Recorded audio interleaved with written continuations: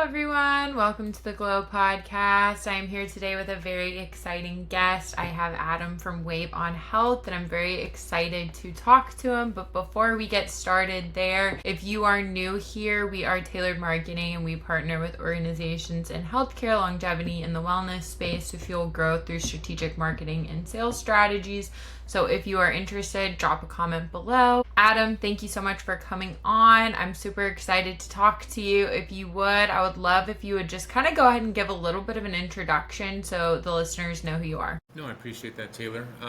There's always the personal history that leads to the professional success. So I'm from New Mexico, and I've always been an athlete. And then for college, I became an athletic trainer. So I was able to do my undergrad in New Mexico. I did my master's degree in the Bay Area, worked at Stanford, and then I worked with the U.S. ski team as an athletic trainer. So some of your listeners might know what athletic training is, and I was fortunate to go from a small town, growing up as an athlete, living that healthy, active lifestyle, and then I turned it into my professional career as well.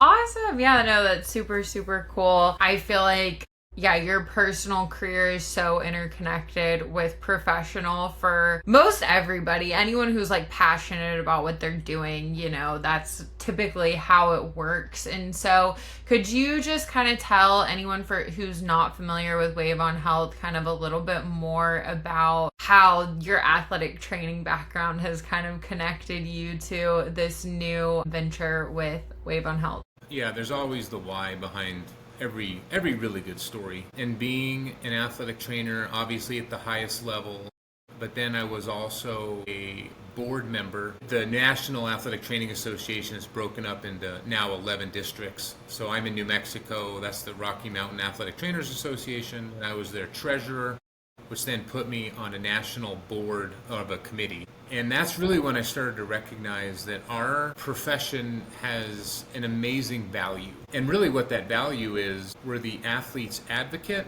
and then the athletic health navigator.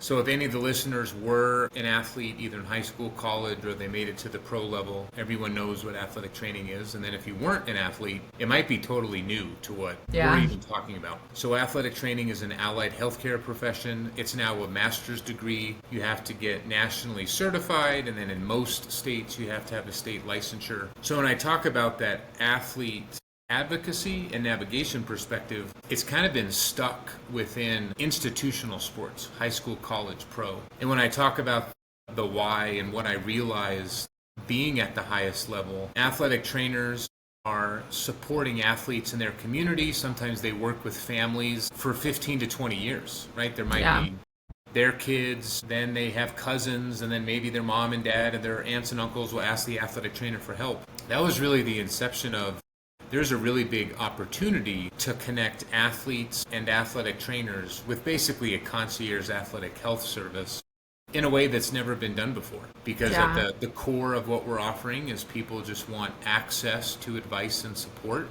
And when someone has a sore shoulder or a tight back, healthcare is actually not the best solution, because healthcare is really sick care. Once you're sick or broken or injured, it works. But if you just have discomfort, like, healthcare is too advanced. So we're just kind of taking this profession that's been around for 70 years, supporting the high school football player, the college softball player, the professional NBA player, and saying, hey, what if everybody had access to that same type of resource? Yeah, no, and it's a really cool concept too. And like you said, I think there are certain cases where like you don't really need to go to the doctor. You don't need to go to the doctor and like pay your deductible and have to do that whole thing. But it's like you need to talk to someone who knows a little bit more about what they're talking about than like you or your friend or your partner or whoever. But you don't want to have to, it's not necessary really to like go to the doctor at that point, but you need a professional. Well, to dive deeper into your comment, it's all about what problem are we solving? Yeah. And when you talk about the minor injury caseload or minor injury management, the current solution for most people, and there's 24 million everyday athletes, the current solution is, my shoulder's not feeling well, I'm just going to ignore it. I'm going to hope it goes away. And then when that doesn't work, Well, let me ask my friends and family what they did. And when that doesn't work, they search Dr. Google looking for an answer, which is very difficult to get the right answer. For sure. And then when none of those are working, they're forced into healthcare, also known as sick care, to fix something that could have been supported a long time ago if they just had the right resource. So once again, the why behind what we're doing is so important because we're solving a major problem that most people didn't even know they had a problem until we started talking about it, because they've just been dealing with the current solution for so long, which is like, well, I guess I'm on my own. I guess I just have to figure it out, which isn't beneficial for anyone. No, definitely not. You need to do something, but like you said, there's a lot of like situations where maybe like you have a minor pain from like going hiking, like you went too hard when you were hiking, and so you have like a minor pain, but you need to talk to somebody, but you don't want to have to go to the doctor again, you know? And so I guess what does like kind of the people who are using Wave on Health, like what does that kind of look like? Like who is kind of the ideal person that would be on the app? That'd be a user. Yeah. Right. In any startup, if you guys are talking about healthcare, it's all about what's the avatar, like who's the right person. I define them as an athlete. Now, I don't define an athlete as someone that's winning a world championship, winning a gold medal. An athlete in our books is someone that works out, trains, competes, or exercises at least 4 days a week. Yeah. And they are doing that 4 days a week because they have a performance goal. And that performance goal can be, I want to walk a mile the first time in my life, to I'm going to do my 30th marathon this year. And then within it, they are so focused on accomplishing that performance goal, they're investing in that performance goal. And they're spending around $125 a month on membership, equipment, travel, entry fees, or private coaching. So when I talk about 24 million people, I'm not talking about the number of players in the NFL. Yeah. I'm talking about all of the listeners, all your family and friends that are playing pickleball, they're doing triathlons, their kids are playing club sports, they're playing golf, they're going on hiking trips, and they haven't hiked in a long time, and they don't want their knees to hurt them, so what should they do? So there's a really, really big opportunity and large amount of people that just are stuck with what the current problem is, which is why we're creating the solution. Yeah, no, that's awesome. Yeah, it's really kind of for anybody, like you said, who is actively moving and working out. It doesn't even have to be working out. Maybe they're just starting to walk, or like, you know, starting to go on regular walks again, things like that, where it's like, okay, we have some goals. We're not a gold medalist. Yeah, I mean, if we use the walking example, there's a lot of companies across the country that will do wellness, competitions within their staff, and maybe they train for a 5K, maybe they do 10Ks, or they do like Tough Mudders. Yeah. But sometimes there's people that are a little bit overweight and they want to get active again, so they want to just do this mile like we talked about, and they're going to do it with other employees at the same company. Yeah. What happens? They're sitting all day long in a chair, and then they get up at lunch or they get up at the end of the workday and start walking. Well, they might just have lateral knee pain because their body has been tight all day, and if they ignore it, it becomes a really big problem. Or because they've never experienced that type of pain, they literally start at urgent care or they start at the emergency room saying, my knee hurts, I've been walking. It's not that serious of an injury yet if they just started walking. It's just more about, hey, here are some stretches or some basic exercises that you could do right before you go on a walk, because you have to wake up your body. Yeah. And that really highlights kind of the mantra. It's just about access to the right type of resource. They could search Dr. Google and who knows what they're going to get, but if they're able to speak with their trusted advisor within a couple minutes and they're given a program that has videos and has written description on what they should do, it's just streamlining the efficiency of, continue to walk. We want to help you get there. There's really that opportunity. No, for sure. And so I guess my next question would be then, so how does it kind of work for the end user with like getting into contact with their athletic trainer? Are they consistently talking to the same person? How does kind of that part of it work? Yeah, if any listener was an athlete that had an athletic trainer, the value is having that ongoing support or continuity of care, which is a big health care term, that the athletic trainer was assigned to that sport. So our service model echoes that same philosophy. You're going to have the same athletic trainer throughout the season, throughout the year. So whenever anything is happening, you're able to chat with them within the environment. We're not using personal cell phones. You're able to have a video call. We will push out whatever type of programming you need from prevention all the way through recovery. And you really just have that trusted advisor in your back pocket. Yeah. If something is serious enough and someone needs x-rays or they need to go see an orthopedic surgeon or they might need surgery, that's where I'm leveraging the profession of athletic training that's been around for 70 years. We already have those relationships built out. So if the end user might need to see someone quickly or a specialist that's going to help them really identify what's wrong, we're able to make those referrals as quickly as possible, because we already have those relationships built out. Yeah, no, that's pretty cool. And I mean, I feel like this concept, like for athletic training, is maybe a little bit newer. Like people are typically used to just seeing them where it's like for a sports team specifically. But like the idea of telehealth is not new to anyone at this point, you know? And so it's just kind of expanding on that idea of telehealth into the field of athletic training. No, you're exactly right. I mean, there's a form of telehealth, there's a form of telemedicine that we're just connecting a provider with an athlete. We are just not focusing on the reactionary healthcare service, where what insurance is going to pay for it. We're more focused on the preventative, holistic, front-end resource of advice, support to keep them out of healthcare. And then if they do need to go to healthcare, we're able to get them quicker. But COVID highlighted it. Telemedicine has been around for 20 years. We've had someone on our team that has worked in software sales within telemedicine, that the same conversations that were happening 20 years ago with doctors of, my patients will never see me over a phone, they have to come see me in person. Just now, we're just 20 years ahead of our time within the field of athletic training. And athletes love it. They're like, I don't have to drive somewhere. You're able to give me a program that I can take to my personal gym. I can do it at my house. And then if it's not getting better, I can ask you for the next level of support.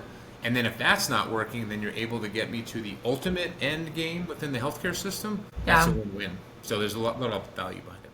No, I feel like it's awesome. It makes it a lot more accessible and just like easy for people, because like a lot of times that is the barrier. It's like, I don't have time to go somewhere to like meet with this person, but if you can just do it in like 15 minutes at your home, or like even message them and be like, hey, like I'm having this issue, like explain it a little bit more, and then they give you steps to, okay, this is the first step, let's see if that works, and then we can take it to the next step, and if that doesn't work, then we'll take it to the next step. When you say the accessibility, which also leads to scalability, 1/3 of the high schools in the country don't have athletic trainers. That's surprising. If you think about it, sometimes the economics don't make sense because the school just doesn't need a healthcare professional to cover 70 athletes. Yeah. But also those towns are so rural, the qualified healthcare doesn't move to that town. And that is consistent across the country. When someone lives in a small community, I grew up in a small community, small town, the number one thing you sacrifice is healthcare. I mean, everyone knows that. Like that's the for sure. People sacrifice. So with our model, we're able to bring every student athlete access to an athletic trainer. But through that connection, it is mom and dad that hike all the time. It's grandma and grandpa that are in the farm doing manual labor every day and their low back is tight. There's such a big opportunity to increase that access, and the only way to do it is through technology. I mean, that's the only way to do it in today's world. For sure. No, I completely agree with you, and that's such a good point too, because like even maybe there is an athletic trainer at like the high school where your kids are going to or where you're going to, but maybe that athletic trainer is split over like the whole county or something. And so they're only coming to maybe like one game a year, because that's just their capacity. It's not the trainer itself, but it's just that there's too many people for them to actually have access to. And so I think that that's such a good point too, that this can even be used for high school where maybe they have an athletic trainer, but they're not able to see that athletic trainer all the time as well. No, you're exactly right. It can be in conjunction with. Yeah. in support of, and if anyone is listening and they were an athlete, they know that athletic trainers cover contact sports first. They will go to football games and football practice before they go to a tennis practice or a golf practice, which then leads the football team has more access to this level of care than the Olympic sports or the non-contact sports. So to your point, if they do have an athletic trainer, we're able to support all of the other athletes that might not ever have the same resource available. And maybe it's the same athletic trainer, just is now able to increase their footprint and their capacity, or we bring another licensed athletic trainer within that state to be a virtual assistant to that head athletic trainer. So if anyone is listening and they are an athletic trainer or an athletic director, or they know schools that are looking for that type of stuff, we're literally a solution no one has ever heard about. So it'll be fun to have those conversations.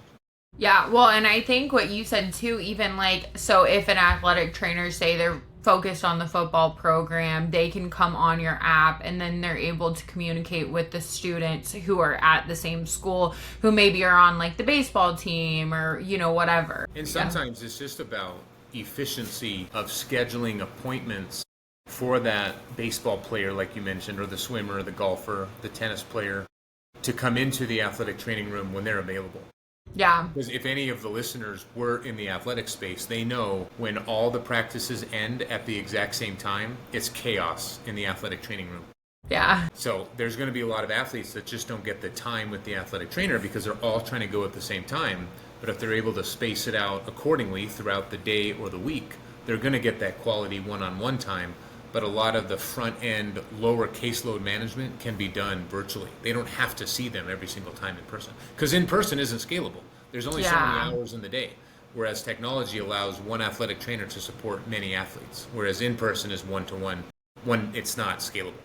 Yeah. No, that totally makes sense. That's such a good point, too. It's like, even like we schedule everything virtually now, so like why not this too?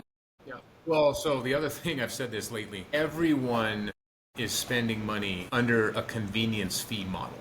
Yeah. Netflix, DoorDash, Disney Plus. It's all about, I just want my content as quickly as possible. We're kind of doing the same thing, that it's all about a convenience fee that allows people that accessibility to the right type of information. And then the next level is it's a peace of mind fee. Because without our service, if mom and dad do have a kid that twists their ankle at basketball practice, or if an adult goes over their handlebars on a mountain bike, their first response is, well, we got to go get it checked out. And they'll go to urgent care. They'll go to the emergency room, they'll contact their PCP, and it's going to cost a lot of money, and it's going to take a long time. With us, it's like, hey, just contact us right away. And it's that peace of mind of like, oh, it's not that bad? Thank you. I don't feel like I need to go to that next level within the healthcare system and spend all that time and spend all that money. Yeah, it's saving people a lot of time and money. You're 100% right. And what, I guess, with Wave on Health, they're kind of like the goals looking like over like the next year or two, like where do you kind of see the platform headed with athletic trainers as well as end users? Yeah, it's a double-sided business model, right? Yeah. So we have athletes on one side, we have athletic trainers on the other. For the business listeners, right, that's the demand athletic trainer or athletes, and the supply being the athletic trainers. A little over a month, we already have over 150 athletic trainers that have said this is what needs to happen for our profession to advance because we know how much value. And we're now looking at, well, let's get more athletes to be supported by those athletic trainers. If we break down that 150 athletic trainers, I think we're already in like 42 states. So we're going to have a national footprint quickly. And there's some licensure and there's some barriers of entry that we've already kind of cracked that code. So that's exciting. Yeah. And now it's about, well, let's go get athletes in every single state. I think one athletic trainer can support 2,000 athletes. Like, that's my hypothesis. Because we're not doing the in-person support. So if we can get 50,000 athletes in 2 years, that's a big win, right? And then if we just scale that up from there while we're getting 2,000 athletic trainers at the same time. For sure. Cool. Yeah. No, that's awesome.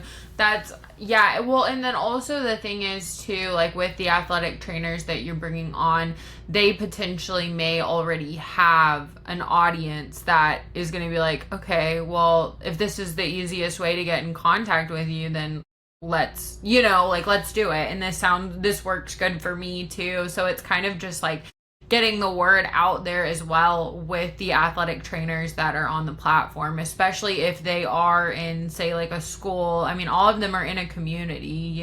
Well, I mean, I'll even ask a rhetorical question to the audience because I know they're not going to reply. If you were an athlete, or maybe you are an athletic trainer, when was the last time you reached out to your former athletic trainer? And if you are an athletic trainer, when was the last time you got a message from a former athlete or a parent or an administrator at the school?